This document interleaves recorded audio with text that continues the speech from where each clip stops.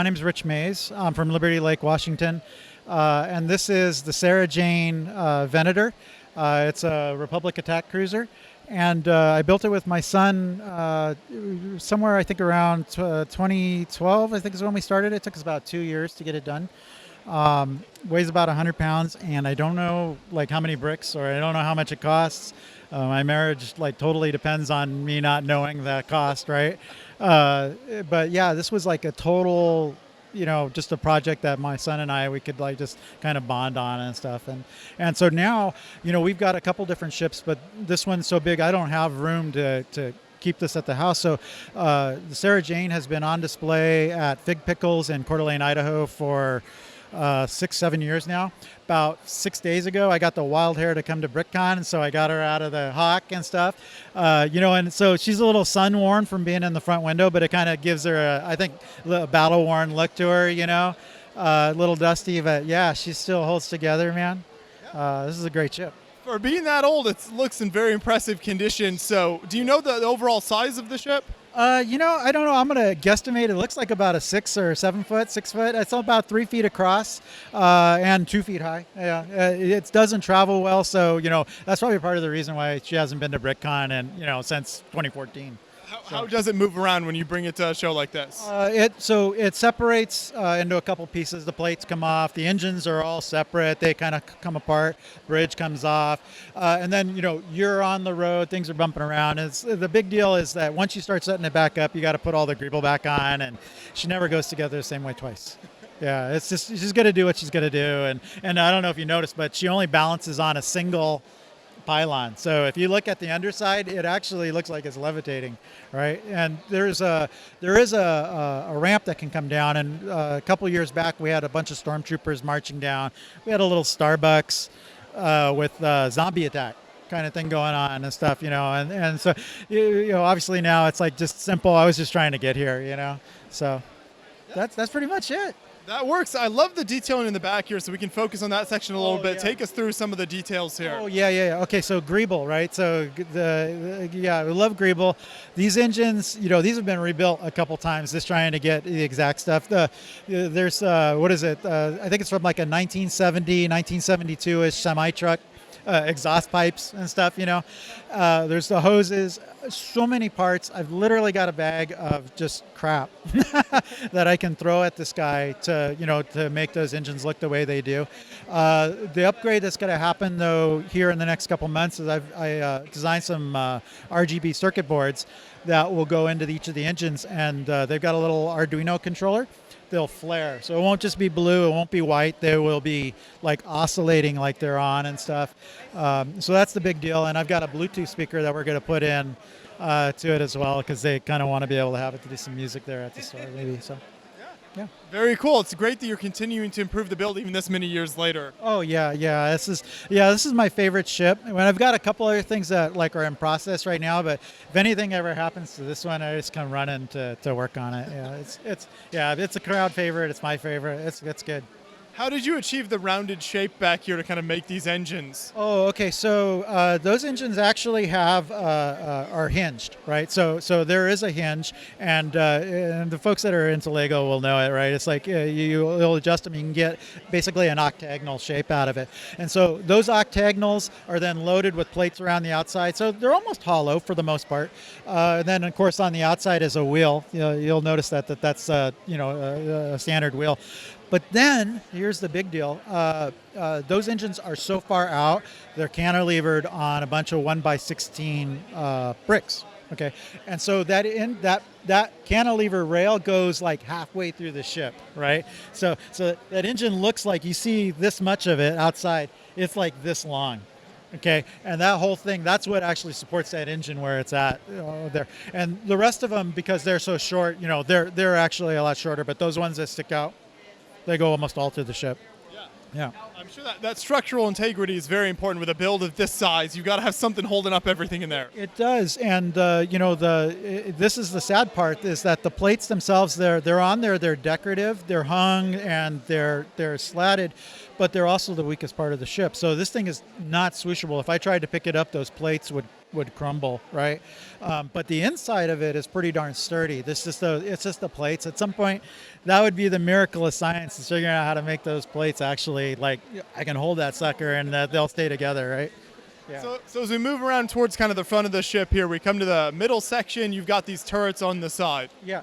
So those turrets, I cannot claim the credit for the design of those. I found a guy online who he had focused on, he had built like several iterations of these things, and I was looking at them and looking at some books and looking at the movies, and I was like, wow, this guy has got it. He had it nailed. And so I literally just took his work and replicated 8 of them. But yeah, those things are beautiful. They do articulate. So you can see that they'll swing around, and they are axled, right? So they can aim and stuff. So yeah, they're quite a cool little cannon.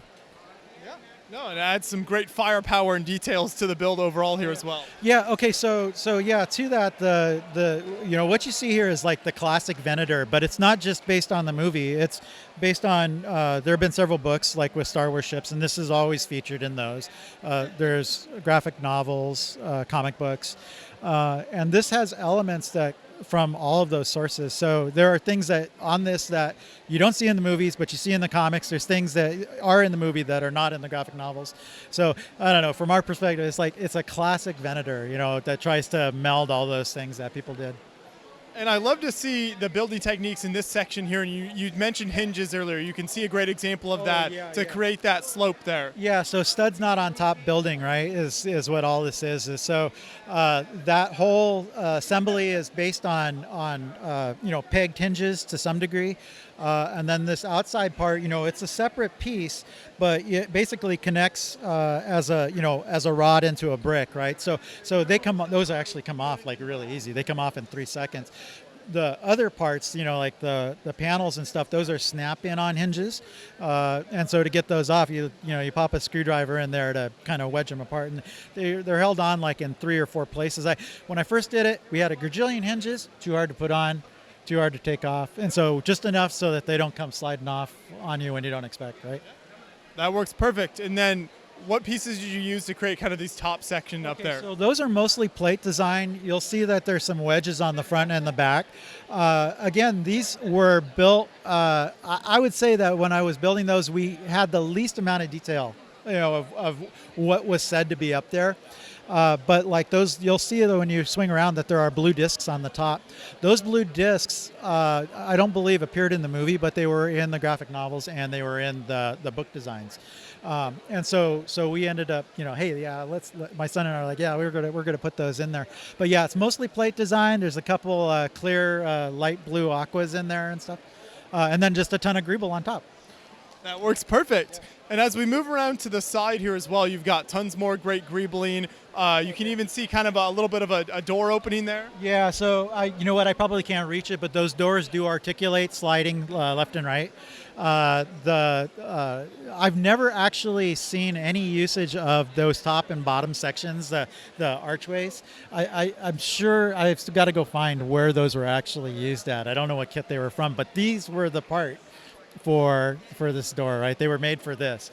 And so you'll notice too, that's studs not on top design. There's, effectively a singular piece that has studs on 2 sides. And so that singular piece is the only part that's actually connected to the ship, and everything else is, based off of that and circulars around it. Great example of the type of building you can achieve using those sorts of pieces. Yeah, and having that, I don't want to claim that I had vision to figure it out, because I think I stumbled on that one by sheer luck, and it's like, man, I've got these things, man, I really should be, and so then we fought with it to figure out how to get them on there, right? Because this is going on there. So that's about it, yeah. Now, of course, another iconic part of this ship is the red strip that kind of runs through the middle of it. And so you've got to be able to combine that up with the big gray panels. So how did that come together? So I love so there's all sorts of things I love about this ship. I love red in general. And so, but I think, I'll say it's also the shape of the ship, but I just love red. And so when I had an opportunity to do this, I was like, man, I really want to feature that, right? So that piece right there is an interim piece. When we were doing this, we wanted to originally do the sliding door. The Venator has a door that parts in the middle and to allow ships to come in. Mechanically very challenging to do. So we ended up building this singular slat piece that's held on there. It's really just held on by gravity, and there's a forward catch that keeps it from sliding off. When you swing around to the very front, which you'll see that there's the little 4x4 disco ball at the very front of that ship. Not in the movie, in the graphic novels, in the some of the Star Wars books, right? So that's how we got to that front end, right? Yeah, but yeah, red. If I could put more red on this ship and not have people call me on it, I would be doing that. Yeah. Yeah, you've got the great little accents back here on the kind of the wings as well. Yeah, doesn't that look right? I mean, I don't know how familiar you are with this ship, but I mean, when we were doing this, we were just it's like, man, this looks right. It looks right. So we just started feeling it after a while, and you knew when you were on the track of the Venator, right? And it was like, it was done, and we're like, man, there is no mistaking what the hell this is, So do you find the kind of plate stacking technique works really well to create some of that structure? Like on these big gray sections, obviously you've got to be able to make that strong enough to hold together. So they're strong enough to hold together. They're not strong enough to bear weight. Right, was one thing that I discovered was that as we built plates bigger and bigger, motion causes them to come off. Because if you got two plates together, that's not a lot of room for motion. But the bigger the plate gets, you can get that twist, and that twist will cause them to come off. So one of the first things that I check when we start unpacking is squishing all this together and making sure that the plates are looking good. But yeah, strong as all get out, does not travel well. Right, yeah, so, yeah. So do you have any other plans for other Star Wars ships on this scale in the future? Is this something you're continuing to do? No, I'm not. Actually, I started writing a book, and that's going poorly, but I swear I'm going to get it done. But in the book, this species has orange fish, a goldfish ship. And everybody's always asking, well, why does it look like a goldfish? And they're like, well, all planets have fish, so it blends in. And so at some point later in the story, they come across some race that they're in a cave and they're looking at these cave dweller drawings, and they've got this big giant fish on the wall. And they say, well, it just symbolizes the importance of the fish to the species, to these people. And it's like, no, he was literally painting this giant fish that he saw, So anyway, so now I'm doing big giant goldfish, and it's got in the center of it, I don't know if you ever saw the movie Contact with the ring, the machine that they built. So it's an articulated ring that has a ring that spins on the inside, and on the track of that ring is also motion. And so I've actually built one of those. I've got like a mock-up of that. Very noisy, but it works and it runs. And that's going to be on the inside of the goldfish. So as you see it, you're going to see this thing that's kind of got this weird motions to it. Yeah. So lots of orange. Oh, that sounds very cool, though. Yeah, lots of orange. Yeah. Oh, and it's going to, of course, have big freaking engines too. But I want it to be organic, right? So in some ways, you could say that these look a little organic with the hoses and stuff. And so I want to get that kind of going on as well. But I want to have multiple engines, but no two looking alike. I want it to be like, big engines, but I want them all to be different. And I want to have a lot of more hoses, and I want to focus more like on just getting organic textures and things like that out of it.